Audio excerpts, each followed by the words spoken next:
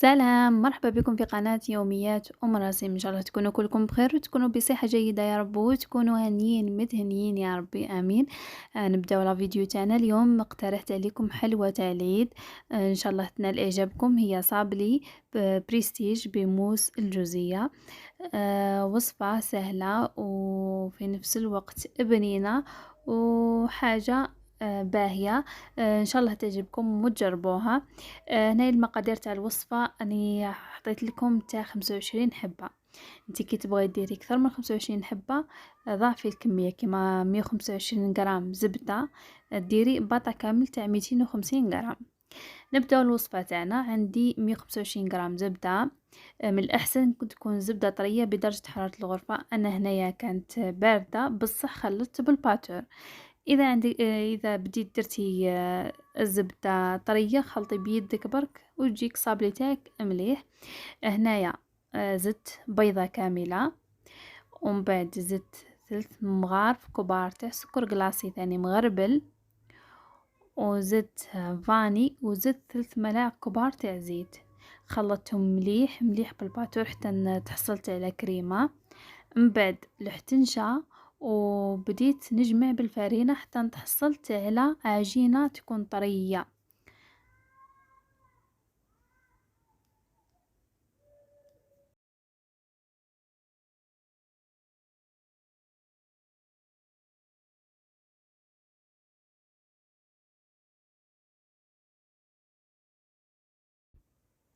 هنا كي نبدا نلوح في الفرينة، ما نلوحش بدفعة واحدة، نلوح بشوية ونلم العجينة تاعي حتى تحصل العجينة طرية هكذا، باه نتفاداو ما تيبسلناش العجينة.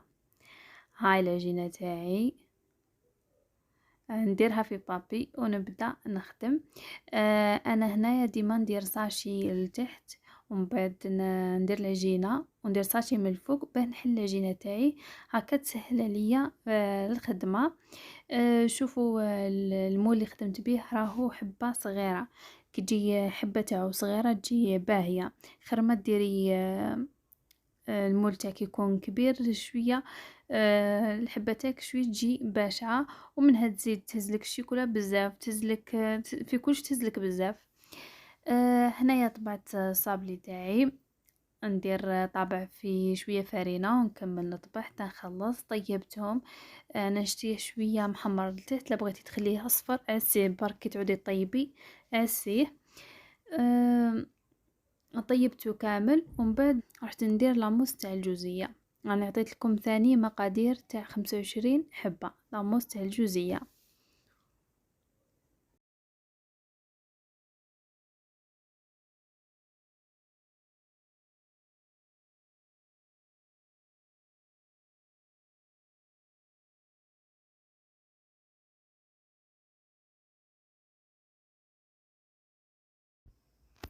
وهنا الصابلي تاعي بعد ما طيبته خليته حتى نبرد مليح، ومن بعد رحت ندير الحشوة تاعو. هنايا عندي لاموس تاع الجوزية، عندي بياض بيضة بدرجة حرارة الغرفة، تقابلها باطة تاع ياورت عسل. انا هنا درت المرجان. ديري المرجان والله الوجدان، والله هذه كاسيل تذوب. هذو جربتهم في لاموس الجوزية وخرجوا لي ملاح. ندير بياض بيضة مع شوية ملح، نحطها في جهة، ونفرغ البطة هذه تاع الياغورت نخليها على نار ناقصة، ونروح نطلع البيض. نطلعها مليح مليح. ومن جهة أخرى كي نشوف البيض باللي طلع، من جهة نشوف العسل تاعي لازم يكون هكا يغلي، لازم يكون يغلي مليح. نبدا نكمل نخلط في البيض، ونفرغ العسل هذاك كل خيط. ما نلوحوهش دفعة واحدة، بشوية ونخلط. فرغ شوية ونخلط شوية، نخلط حتى نتحصلوا على نخلص العسل كامل، ونبقى نخلط حتى نتحصلوا على القوام هذا تاع لاموس الجوزية. ومن بعد نديرو الفلابوش، ونبدا نعمر نحط على لي صابلي تاعي نكملهم كامل، ومن بعد ندير حبه على حبه ونمسح الجوانب. حطي قدامك طرشون هكا مشمخه، عدلي الحبه بصبعك ومسحي يديك في طرشون هذيك مشمخه، وكملي حتى تخلصيهم كامل. ومن بعد نروحو نديرو لهم الكلاصاج تاعهم. انا درت لهم بالشيكولا، درت بالشيكولا نوار ودرت بالشيكولا درت لها ملون بنفسجي هذاك تاع الميلكا. ها شريت هذه ملون خاص بالشيكولا، شريتها ب20 ألف. آه، خلطتها مليح ذوب بشيكولا البيضاء تاع الوجدان، ومن بعد بديت نضيف بالنقطة ونخلط حتى تحصلت على هذا اللون. واللي حبت ديرها شيكولا بالشيكولا نوار نورمال ذوبها، ما تزيد لها حتى حاجه. لا بغيتي تزيدي لها زغبه تاع زيت، ومن بعد قلاصي بها الكاطو تاعك. خليها تنتحكم روحها مليح. وتزيين انا درت خطوط هكا بالشيكولا، وحطيت نص حبه تاع نوازيت وشويه بابي دور.